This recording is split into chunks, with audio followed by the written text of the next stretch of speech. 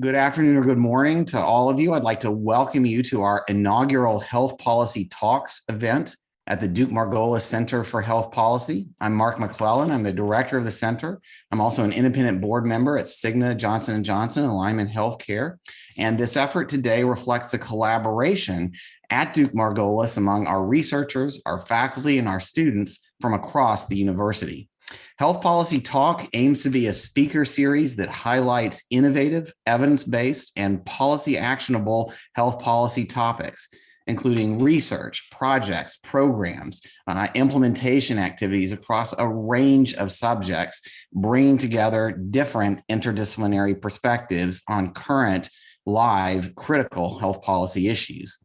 We're aiming to provide distinguished health policy leaders a distinct opportunity to bring their thinking, their ideas to a broad health policy audience. The focus here is on fresh ideas, bold perspectives, practical steps to transform healthcare, to energize biomedical innovation, to move us forward on health equity, and to engage and educate tomorrow's healthcare leaders. These are all the key priorities for our center at Duke.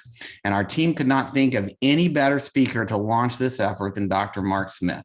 Mark is a nationally recognized health policy leader with a distinct, if not unique, background and path to where he is now, which I hope we'll touch on. Many people know him as the founding president and chief executive officer of the California Healthcare Foundation, an independent philanthropy dedicated to improving the health of all Californians and having an impact nationwide and globally, I would say, where he served from 1996 all the way through 2013.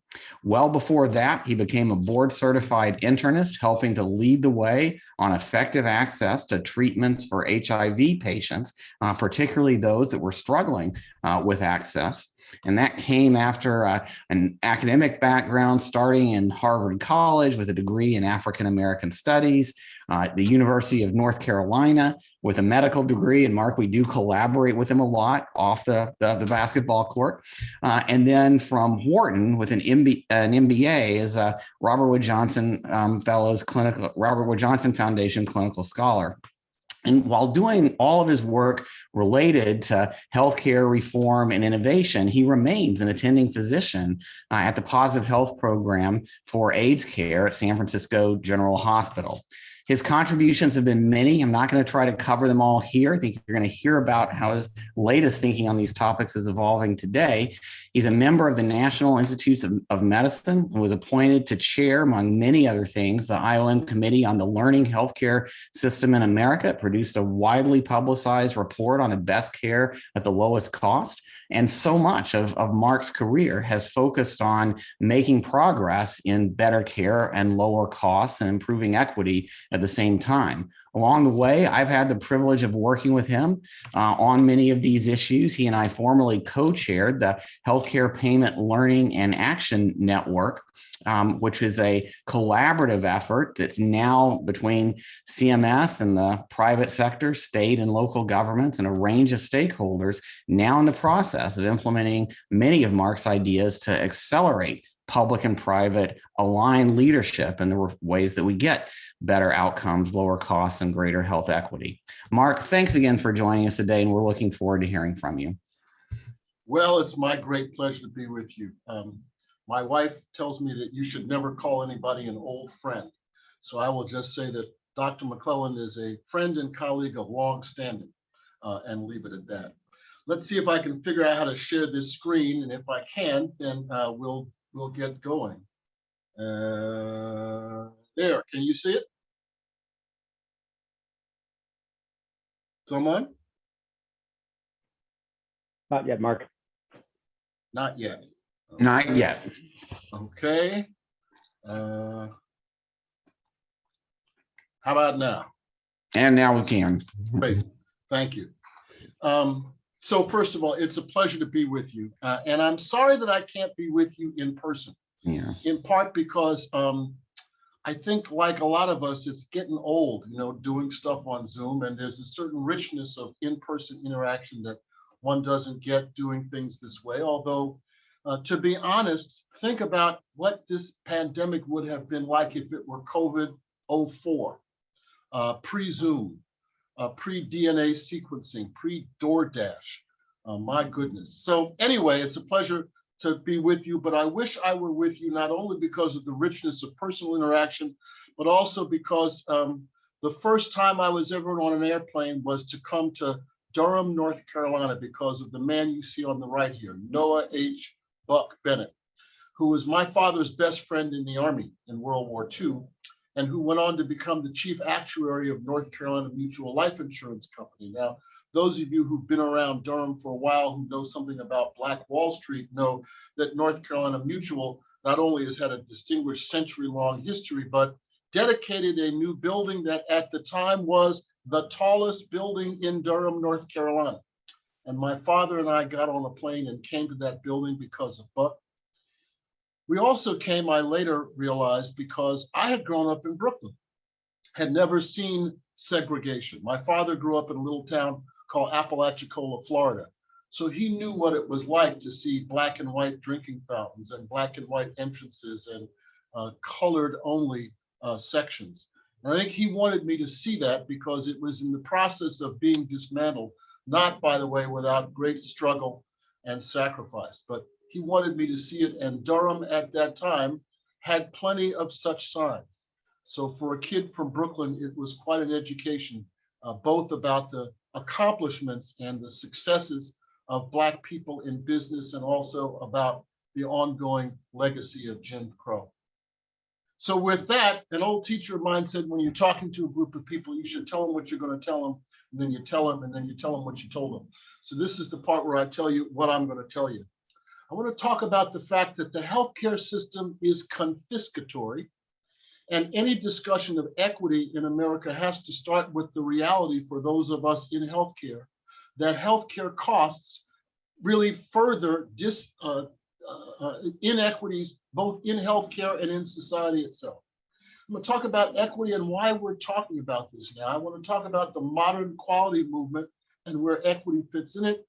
I want to talk about having an equity lens. And then lastly, all of that will wind up in a winding fashion with some lessons I'd like to advance about the sustainability of the efforts that we're doing to rid ourselves of inequities in healthcare. But I have to start with two caveats, that is, two warnings. The first one is that I am not an expert in equity. There are experts in equity who are friends of mine, but I'm no expert. Now, you can't be Black in America and not have a certain expertise in some aspects of inequity, but I want to point out that there are people like David Williams at Harvard and Lisa Cooper at Johns Hopkins and Tom Levis, the Dean of the School of Public Health at Tulane, who've spent their entire careers researching and documenting the impact of social determinants on healthcare and impact of inequities on the quality of care that people receive. And so I want to be very clear that I am not one of those people. The second caveat I want to give you is that this is not going to be a talk to convince you that there are inequities or to list them or to document them. I'd like to associate myself with the words of Aaron Carroll when he said, every single time I hear a presentation or read a manuscript pointing out differences in how Black persons are treated with respect to healthcare, I despair. It seems to me that anyone who does not know this yet is actively remaining ignorant and will not be convinced by one more study. I agree with that. So I'm not going to give you a list of maternal care and pain control and end-of-life care and kidney disease and all the many things that have been documented over time. If you want to learn more about it, look it up. Not a bad place to start, unequal treatment, but there's been an explosion, particularly in the last 2 years, with a focus on equity, of the continuing documentation of this problem. I'm going to assume that you already are on this train and we're trying to figure out what to do about it. Confiscatory, it's a great word. Being or imposing an excessive or unreasonable tax or cost. I can never start a talk with healthcare people without making sure that we understand how confiscatory the healthcare system is and how that plays a role not only in inequities within healthcare, but also depriving of society of the funds that it might need to correct the underlying social problems that lead to poorer healthcare, like education and housing and infrastructure and all the many things that you know so well. We've got to start with that. For those of you who haven't been down this road before, I will point out that the blue line here over the last 20 years is overall inflation. The black line is workers' earnings. The orange line is family premiums, and the yellow line is deductibles. So it is true that workers don't pay the vast majority of healthcare costs if they have employer-sponsored insurance out of their own pocket. That is paid on their behalf by their employer, in fact, in lieu of wages. But it is also true that their share has been going up more and more. And if you look at the bottom line here, 2020, the average family premium for coverage in America is the cost of a car. If you think about how many low-income people would love to have a car, whose lives would be improved by a car, whose job prospects, whose opportunities for employer-sponsored insurance and better health could be improved by having a car, and they're having their car money spent on a healthcare system which we would like to think is efficient, but clearly is not. As Mark said, I had the privilege of serving on and chairing the committee that produced this report. And for those of you who think there's a magic bullet, if only we could get rid of fill in the blank, we would get healthcare costs under control. The bad news is there is no magic bullet. There are many, many bullets, but overall, we have to acknowledge that there's an awful lot of money being wasted that is going towards the income of practitioners and workers and companies in the healthcare space. So our healthcare system is confiscatory. The fact that it is so expensive means people in the bottom of the income pyramid cannot afford healthcare services. And it also means that the money being sucked out of society into healthcare, often for unnecessary and wasteful spending, deprives society of other things that it might spend money on that would actually improve health more perhaps than more spending on healthcare services. If you think this is a new phenomenon, it is not. The president said in July, we face a massive crisis in this area in the next 2 or 3 years unless something is done about it immediately. That was July of 1969, and the president was Richard Nixon. I'd like to think that we've made some progress, but actually things have gone backward in many ways since then. So let's talk about why we're talking about equity now. Why is it that every hospital system has a senior vice president for equity? Every company has a DEI course. Every publication is examining its own history with regard to inclusion and exclusion of certain authors and subjects for discovery. I think there are 3 reasons. The one is the growing awareness in our field of the role of social determinants of health, and that the inequities in social circumstances outside of health find their way into health status. This is a chart from PubMed about the number of articles that are tagged with the phrase social determinants of health. In 1990, there were 95. In the year 2021, so far, there are 5,501. So our field and adjacent fields, including journalists who cover healthcare, are increasingly aware of the interconnections between deprivation in other areas of life in America and their impact on access to healthcare services and health status. The second reason we're talking about equity now is clearly the nation's reaction to the killing of George Floyd and others. You'll remember, it seems like a long time ago now, but it seemed like every week there was a new outrage. Every week there was a new revelation of racism and police misconduct in particular, about which many Americans apparently had been unaware. And there was an outpouring of support from all quarters of America, from every race and age and sexual persuasion and geographic distribution. There was an amazing outpouring of response to the wave of incidents that took hold in America.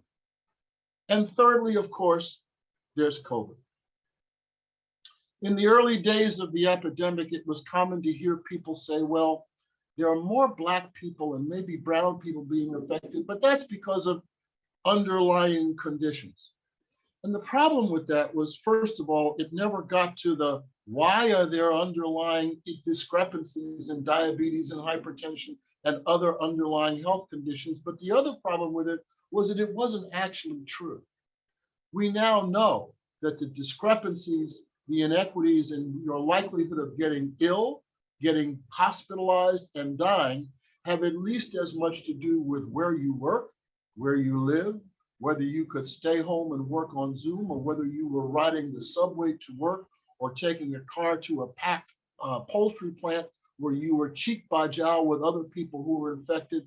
In fact, the COVID pandemic again highlighted the many disparities in people's social circumstances that led to disparities in their health circumstances. I want to talk a little bit, however, about how equity and quality are related. While the quality movement in America owes much to W. Edwards Deming and to people who pioneered various schools of thought in industrial engineering, I suspect that some of you are young enough not to remember the publication of To Err is Human. It had a dramatic impact in healthcare and in the lay press. In fact, here's a measure of the extent to which the IOM report generated reports of original research, news items, editorials, letters, guidelines, and others before and after the publication of To Err is Human. And of course, it had such a note in healthcare that it resulted in dramatically more research and therefore dramatically more publication in the area as well. So that definition of quality that was a headline-making, earth-shattering conclusion of that report was mainly about safety. 2 years later, To Err is Human was followed by Crossing the Quality Chasm. And Crossing the Quality Chasm defined 6 domains of quality, which to my mind are still the best 6 to figure out how to work on when one tries to define quality in healthcare. They started with safety because that's where To Err is Human came from, avoiding harm. But they added effectiveness, patient-centeredness, timeliness, efficiency, and equity. And that's important. And the authors of this report were forward-thinking and prescient in adding equity as a component of quality. I'd like to argue to you that we should all be seeing equity not as something separate from quality, but as an integral part of it. It is perhaps the least well measured, the least paid attention to, but I would argue it's an important part of quality. And along with framing equity as a social justice issue, which I do and many of you do, it's also important to frame it as a quality issue because, as I don't need to tell you, the country has a wide variety of opinions with regard to issues of social justice. Providing care that does not vary in quality because of personal characteristics such as gender, ethnicity, geographic location, and socioeconomic status. I think many people would now add sexual preference and gender identity as well. So please don't get me wrong when I say I understand that there are many dimensions of inequity that are not related to race. Race is perhaps the most enduring and the most difficult one to challenge, in part because it raises so many difficult issues for people on a personal and systemic level. I also want to point out that if you think of quality as being comprised of these 6 domains, those domains are often, at least theoretically and sometimes practically, in tension or conflict with each other. One can imagine, for instance, an operating room throughput that is efficient but not safe. One can imagine trying to balance therapy that is effective versus therapy that is patient-centered, such as preference-sensitive therapeutic choices, say horse dewormer for COVID-19. And one can also imagine, and one often sees, timeliness versus equity. For example, if one is trying to get funds out to COVID-affected hospitals quickly and in timely fashion, and one grabs a formula based on Medicare reimbursement, that might be timely, but it might not equitably help the hospitals that are most affected by COVID. That is why I think we should have an equity lens on every policy and every practice we do. That doesn't mean that equity is the determining thing, but it means, as with these other examples, one has to be careful that in emphasizing one domain of quality, you are not sacrificing another. So, how does all of this roll up to some lessons? Clearly quite proprietary and personal, and to some extent subjective, about how we take the current moment and make improvements in the inequities in our system that are sustainable. That is, that can last. One, the high cost of healthcare promotes greater inequity in care delivery. That is to say, who has insurance and who doesn't, who can afford copays and who can't, who can get better or worse insurance. But it also has effects in the larger society that have health consequences. Because to the extent that the school district cannot repair the buildings because the cost of the health insurance that it is paying for hospitalizations at the expensive academic teaching hospital down the road have so constrained its budget that there's no money left. That's actually a real life example from someone who lives in a tony suburb of Boston and works at a very expensive medical center, who is now appreciating the impact of the confiscatory costs of healthcare on the rest of society. So if you are concerned about equity, you have to be concerned about what our system costs and how we can eliminate waste from it. Two, the interest in equity, that is to say, in anti-racism, waxes and wanes. I've been around long enough, and many of you have been around long enough to see the interest, the support, the enthusiasm of these issues come and go, depending on the mood of the nation, the economy, all sorts of other factors. That's why it's important both to seize this moment of interest, involvement, and support for anti-racism, for greater equity, and try to figure out how to hardwire the means to combat it into a system such that it does not depend on a charismatic leader, an involved and interested faculty, a national mood, all of which can and will move on to other things. Third, individual biases are important, but systemic factors are critical. So it is important for us to understand, uncover, and combat unconscious bias.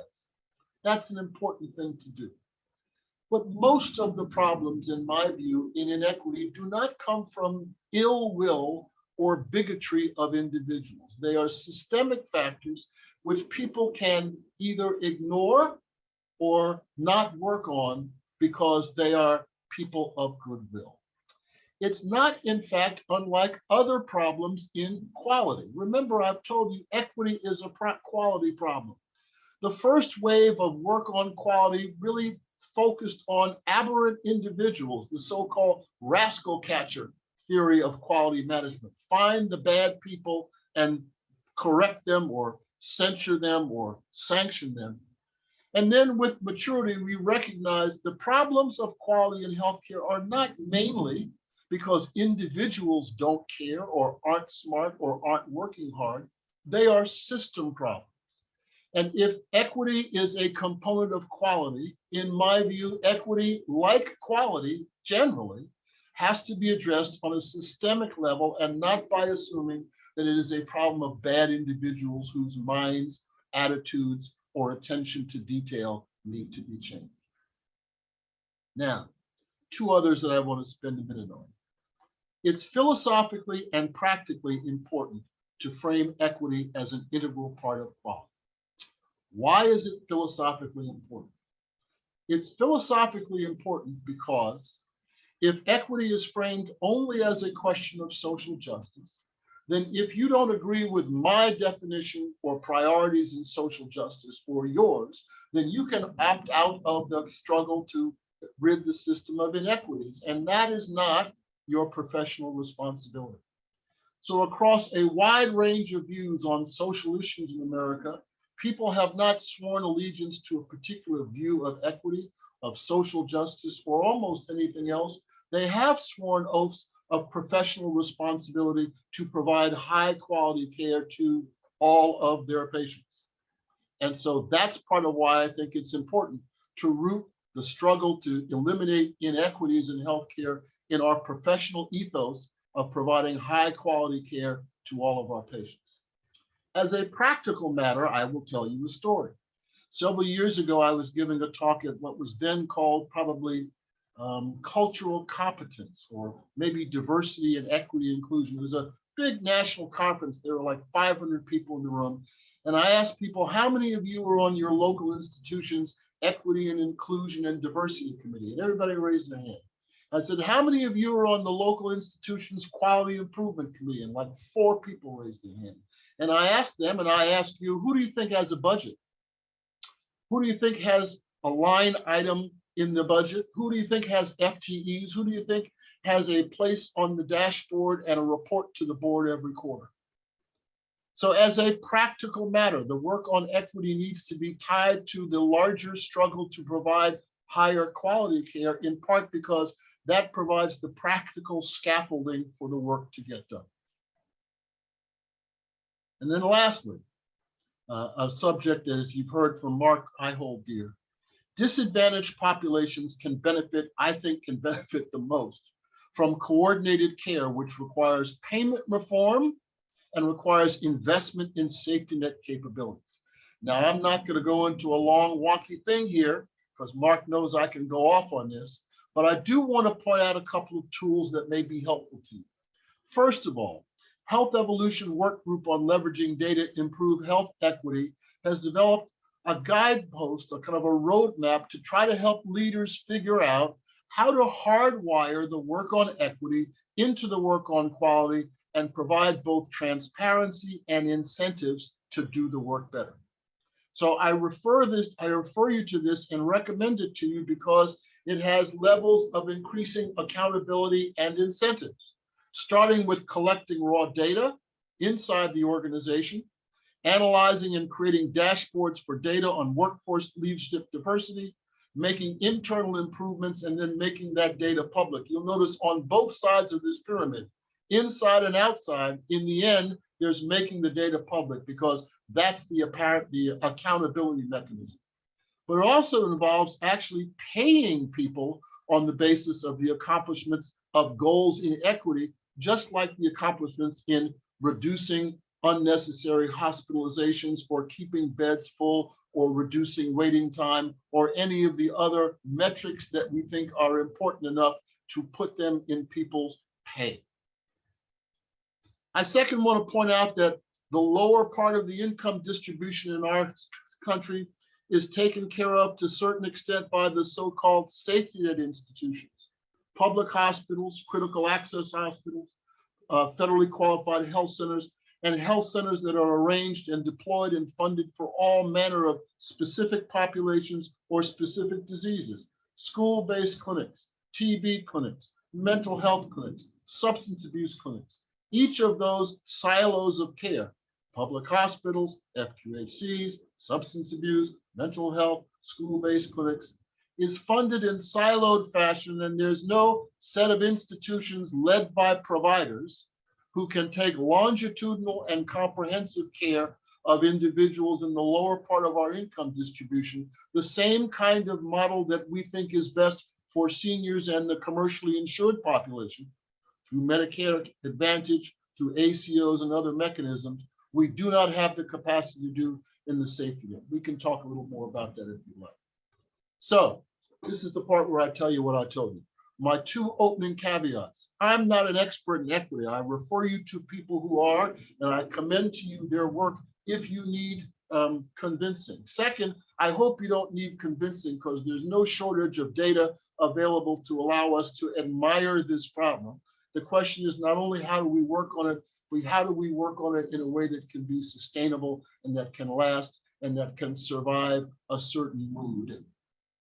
Talked about the fact that our system is confiscatory, and that is inherently promoting disequities, not only inside the system, but in the broader society with regard to healthcare's claim on the funds available to work on social determinants. The reason we're talking about equity now is in part because the ground has been prepared for 20 years or more by growing awareness of the role of social determinants in health status, but also because of the triggers of the George Floyd and other killings, and because of the degree to which the COVID pandemic exposed for all to see the underlying inequities in our system. The modern quality movement has established equity as an important component of quality, and we should regard it as that. It has to be tightly linked to it, and it has to be worked on with that professional and moral compass in mind, in addition to the social justice compass.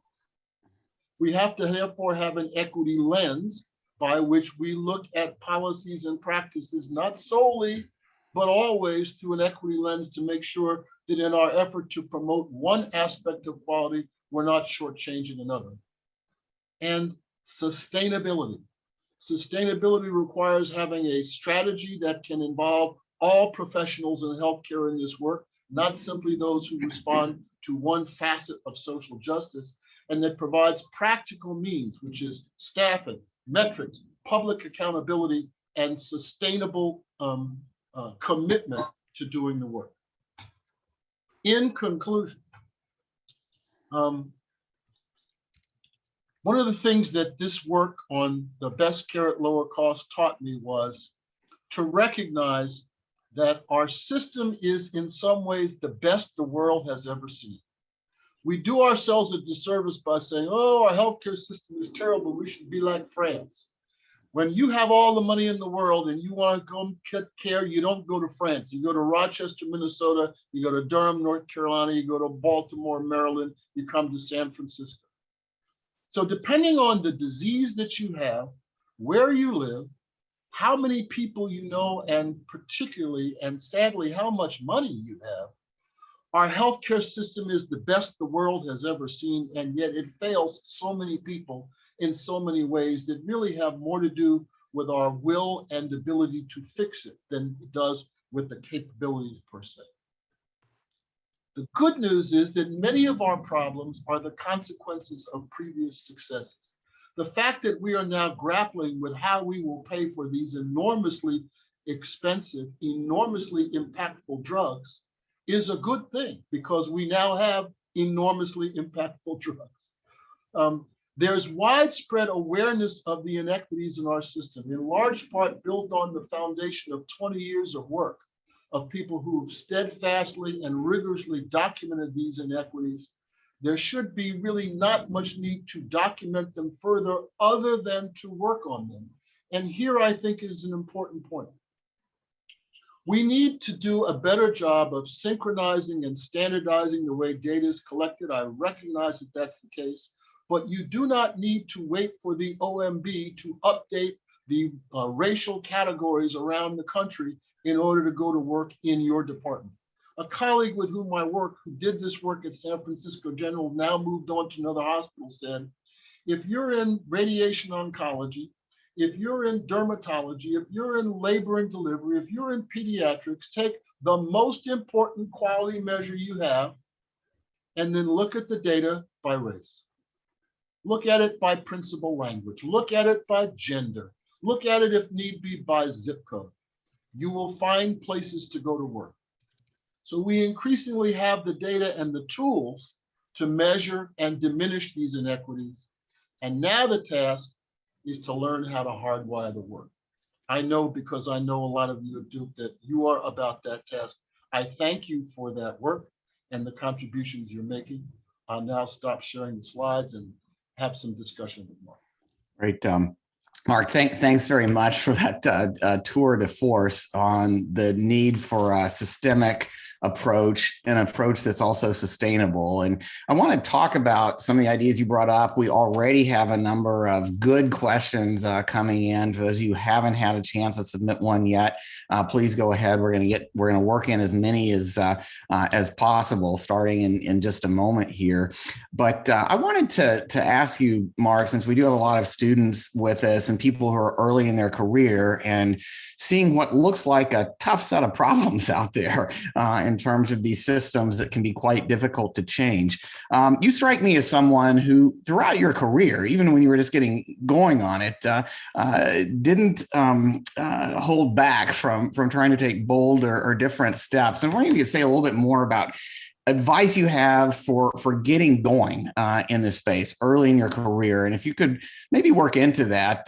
You talked a little bit about some really interesting experiences you had growing up in Durham, and you went to UNC for medical school, but you had some experiences in North Carolina between those 2 points that really aren't on the usual career development pathway for people who have ended up where you did.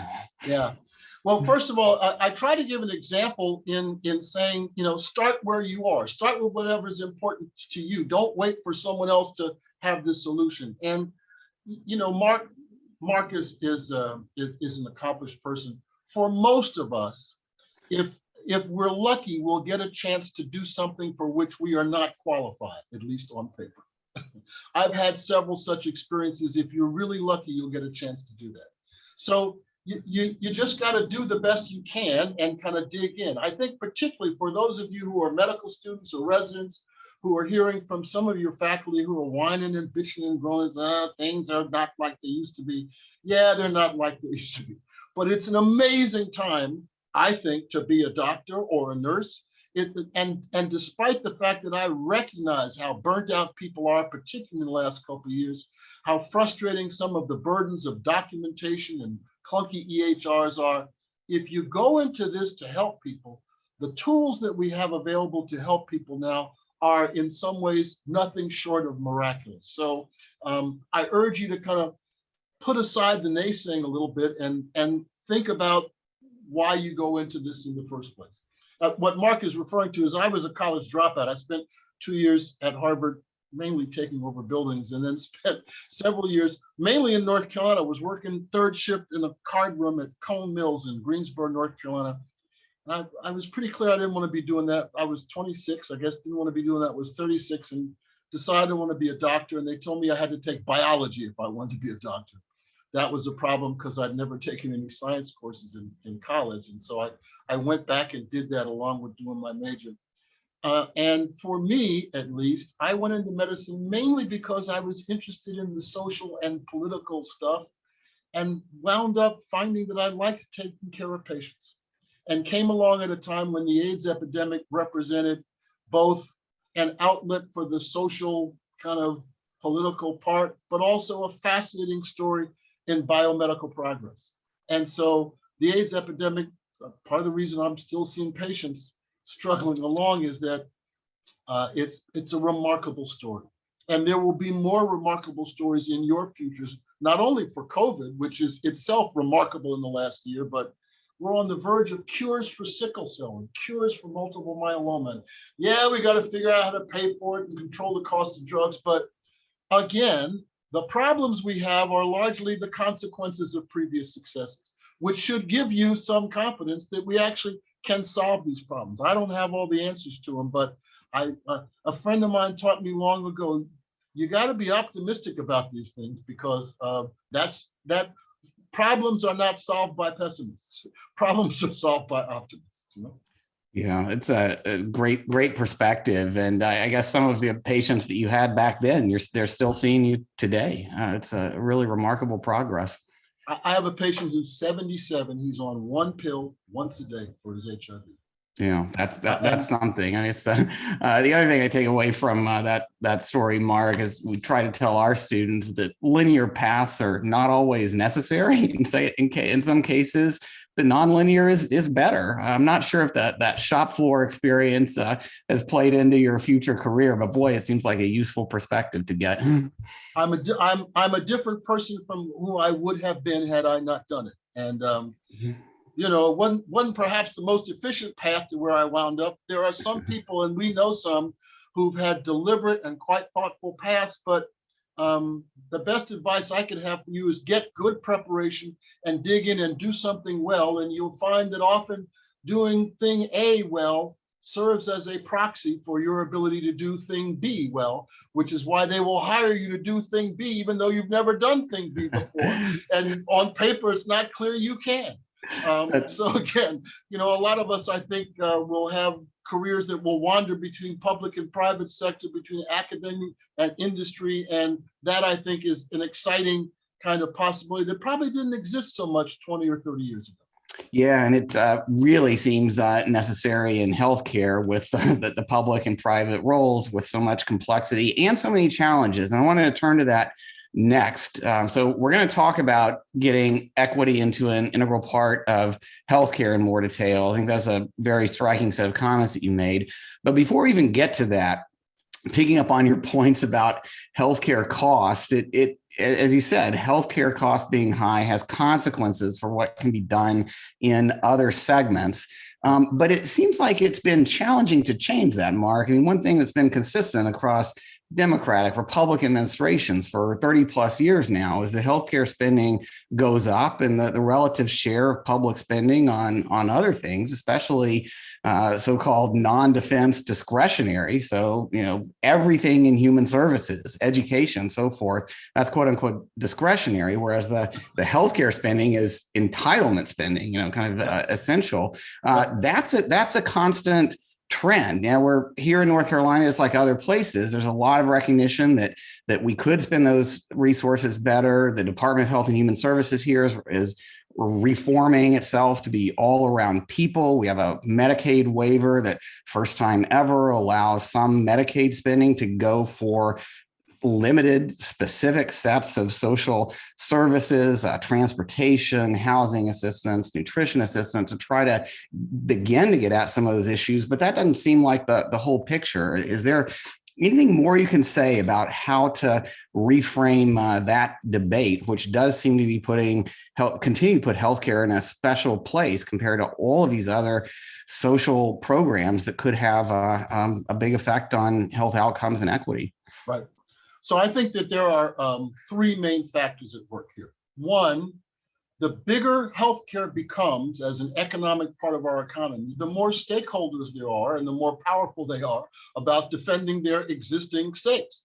And so that's part of what happens is, every stakeholder in healthcare has its own preferred reform, and the status quo is everybody's second choice. That's number one.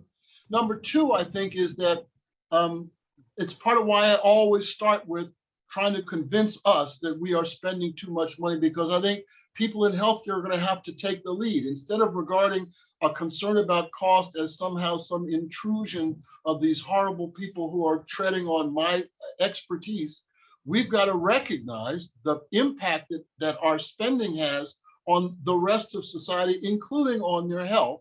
Because I think if you can unleash the creativity and the commitment of people in healthcare to drive out waste while recognizing it will require some change and some sacrifice and some reconfiguration of business models, I think you will get a lot further. As you know, Mark, I'm a big fan of lean, and there are other approaches to this, but once you've been in an institution and looked in detail at people restructuring the day-to-day work of an institution to drive out the waste, you can see waste everywhere. It's really quite remarkable what can be done. The third thing is I think you've got to have a policy environment that incents people to do that. So there's no question in my mind there will come greater and greater pressure from the payers of healthcare, which is to say taxpayers and companies and governments, to say you've got to reduce the cost. They will propose some dumb ways of doing that. It'll be up to us to figure out smarter ways of doing it, which I hope can unleash the kind of creativity that can allow us to deliver much better care at much lower cost.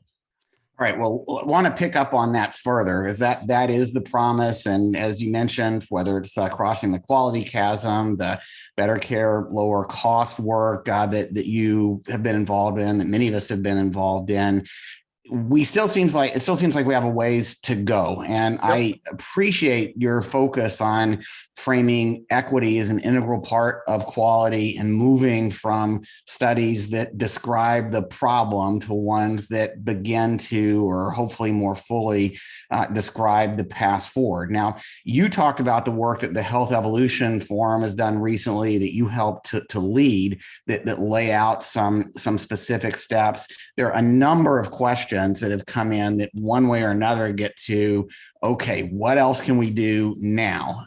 So I'd like you to expand on that. Among others, comments in here about, well, we hear, I talked to a former hospital executive who said, yes, we're doing social determinant of health projects, but we're kind of checking the box. We're not really fundamentally changing the way that we deliver care. A lot of what you were describing, Mark, though, is about more fundamental changes. And that's what all these reports have laid out a path to do. The one challenge I see is if we want to get to more equity and lower costs at the same time, it requires quite different way of delivering care than we have now. And then that in turn requires some source of investment to help make that happen. Hearing from a lot of primary care groups today who fully believe in the kinds of changes that you're describing, and also specialists who would like to, as you said, look into their practices and maybe do things differently too. But all of it seems to take more money, not less, at least in the short term. Yeah, it's a good point. And as you know, this is the promise of value-based care. That's the theory, at least. Yogi Berra said in theory and practice are exactly the same. In practice, they're not. So it turns out that the theory of value-based care is that you can ratchet this down and provide better care, but you're absolutely right. There are places where you need to invest money in order to save money in the end. And there are a lot of wrong pocket problems, which is to say, the place where the investment needs to come from is not the same department or the same sector or perhaps the same budget year where the savings will be had. So I think, as you know, I think there's a lot here that the government can do. There's a lot here that the private sector can do. I think the thing that still is lacking is enough cooperation and synchronicity between government and private sector payers on exactly what they want and what they're willing to pay for that can budge institutions that have frankly done fairly well with the old model. That's why the percentage of GDP keeps growing. So I am under no illusion that this will be done voluntarily. There's going to have to be a combination of carrots and sticks, but I think it's important for us to recognize that it needs to happen and therefore take the lead to do it. Yeah, one of the other questions that came in was, Mark, do we need a crossing the equity chasm? Is there some kind of report, call to action, ways to move from what you're saying? I mean, it does seem like there's a lot of attention to this issue, at least for now. Any further thoughts about how to bring together that public-private approach? I heard your points earlier about not necessarily tying this too closely into social justice steps, making it more about quality and how healthcare systems should work. It feels like from some of the questions that people want to hear more about the directions that you're suggesting. So I think there's a fair amount going on in kind of public calls in the public intellectual space about the importance of equity. There are films, there's a re-examination thinking of everybody from health affairs to Millbank Memorial Fund about the historic role here, trying to do better going forward. I think the key is, again, trying to find practical ways to solder this work into the infrastructure and both the accountability streams and the funding streams that now populate the quality improvement, quality measurement, and quality improvement work. So for instance, I don't think that we need a whole new set of measures to measure quality. As I said, and this goes whether you're running a hospital or running a dermatology department or running a clinic, let's take the quality measures that are important to you and stratify them by race. You will find work to do there. You don't need to wait on something. So if you're activated to do something, I think we have, here's the thing that drives me nuts. There are two things that drive me nuts here. One is what has been called instead health equity tourism. which is to say somebody who's been great at getting research grants their whole career, who's kind of got this homing knife for where's the money, where's the money? Oh, the money is in equity. And now all of a sudden, boom. The other is a hospital that will pride itself on having a farmer's market in the lobby on Saturday and say, see what we're doing on social determinants, but hasn't looked at its rehospitalization rates by race. Right? So it's not like the farmer's market isn't a good thing. That's lovely. But let's talk about things that the healthcare system can do within its domain. And whatever your responsibility is in the system, you have some quality metrics that are important. I guarantee if you look at them by gender, if you look at them by principal language, if you look at them by race, you'll find work to do. Yeah, and there's some other comments too about how to support steps like this. So, for example, a question about hiring non-clinical health equity specialists or leaders or community health workers. Now, a lot of these kinds of restructuring in healthcare organizations, Mark, those are hard to sustain under fee-for-service payment, which is, I think, why you spent so much time and effort on moving to more person-level payments and the like. Where are we on those reforms as a practical and effective component of making progress here, making for systemic sustainability? Well, go back to the chart I showed you about the number of publications about social determinants. Part of the consequence of that was the creation of mechanisms like ACOs and the growth of forms like Medicare Advantage, which seek to a much greater extent than the old way to put health systems, hospitals principally, but also doctors, in a position where they are accountable for these outcomes and therefore have a responsibility and an opportunity to invest in such things. And so if you, as a group of outpatient doctors, are going to pay when someone goes in the hospital, it is now worth it to you to invest in a system where when one of your patients hits the ER, somebody gets a call and somebody says, you can send them home. We'll have someone at their house in 2 hours. You can send a lot of people to a lot of people's houses if you can avoid one hospitalization, right? Yeah.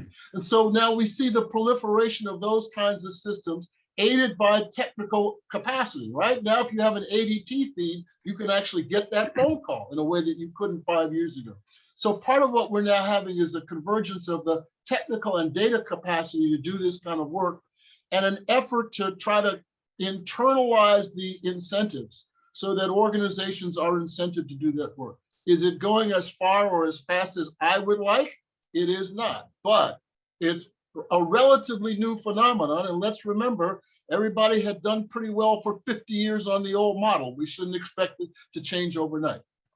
Related to that question about, while people, I think, agree with your point about focusing on quality measures and taking them through an equity lens, comment about, well, many of those measures are about processes of care. They're not about the things that necessarily really matter to patients. Although you were just talking about hospitalizations and rehospitalizations, which certainly matters. The same shift towards more of this person-level approach presumably can help with getting to that focus. Yes, well, so now you've hit another sore point, which you know full well, Dr. Mcclellan, which is measures. One often hears about measurement fatigue and how tired we are of all these measures and all the Megillah of collecting them and recording them, and they don't matter. And one hears the phrase, we need fewer, better measures. My argument is we need more better measures. We need lots more clinically specific measures that matter to patients and clinicians.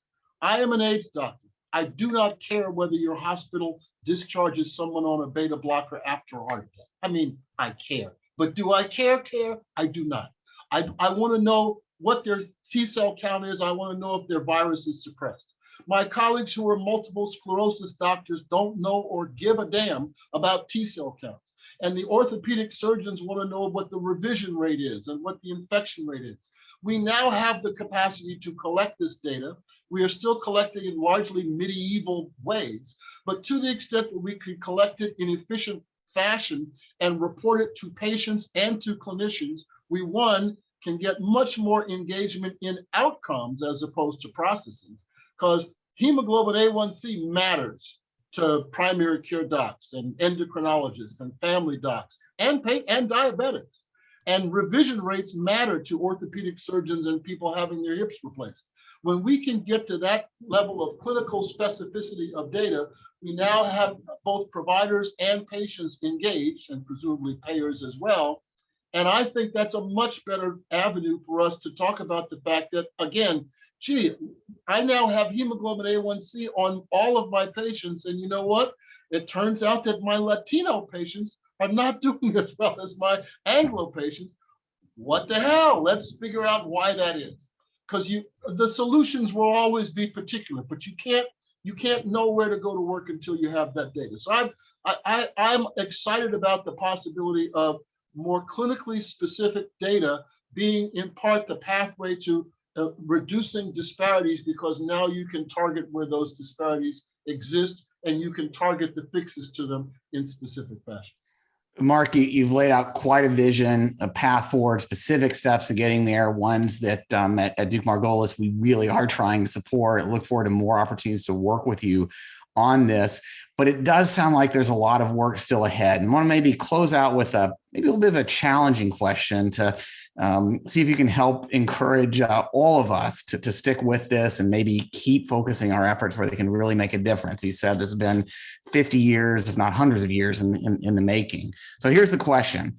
And this gets to, I think, everybody being a little tired at this point, but particularly people from populations that have been most affected by these inequities. How do we ensure that Black and other minoritized physicians, and I would extend that to others who care about health reform, clinicians, non-clinicians, how do we ensure they're not burned out by requests to lead or to participate in DEI work, maybe without that much protected time or compensation, or even just, Mark, I'd extend it, just continuing to work on these issues when they do seem so challenging and embedded, so hard to make progress? Yeah. Well, it's a great question. And you're right. Everybody's tired. Everybody's burned out. Everybody's mad at people who aren't vaccinated. Everybody's struggling with how to.